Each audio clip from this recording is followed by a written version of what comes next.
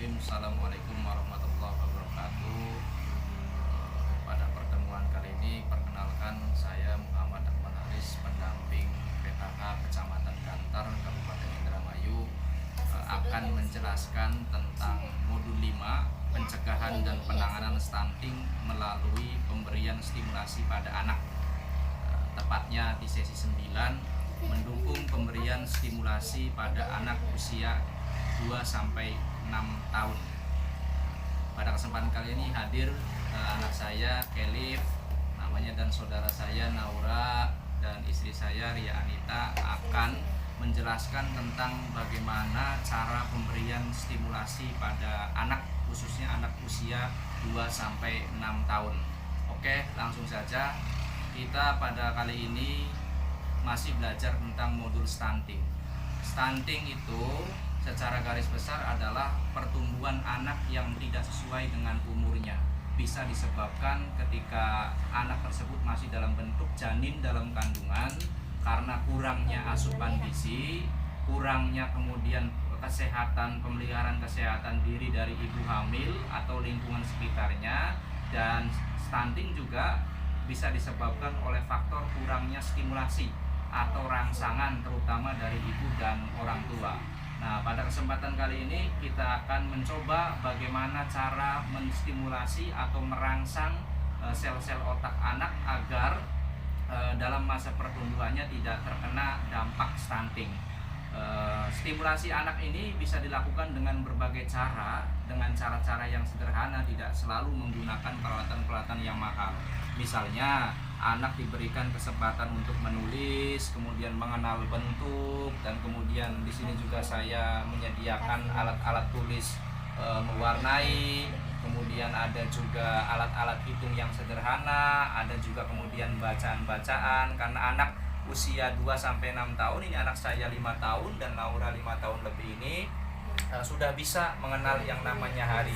Nah, hal ini kami lakukan dari mengenal kemudian huruf dan lain sebagainya merupakan bentuk stimulasi agar terhindar dari stunting, agar perkembangan sel otaknya kemudian berjalan sempurna.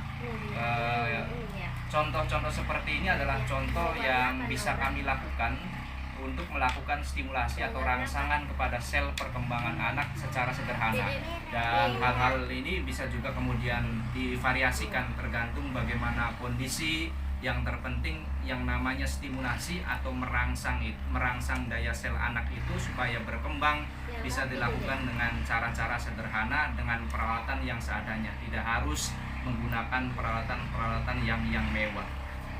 Kita ketahui bahwa jangan ada anggapan asumsi penyebab stunting hanya disebabkan oleh faktor asupan gizi yang kurang.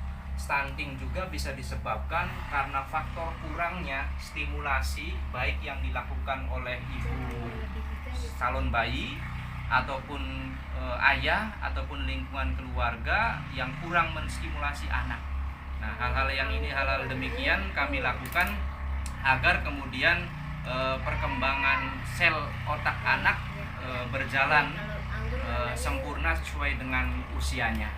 Nah, yang terpenting adalah yang perlu kita ingat dalam menstimulasi atau memberikan rangsangan kepada anak, kita tidak boleh memaksakan stimulasi ini melebihi batas usia anak.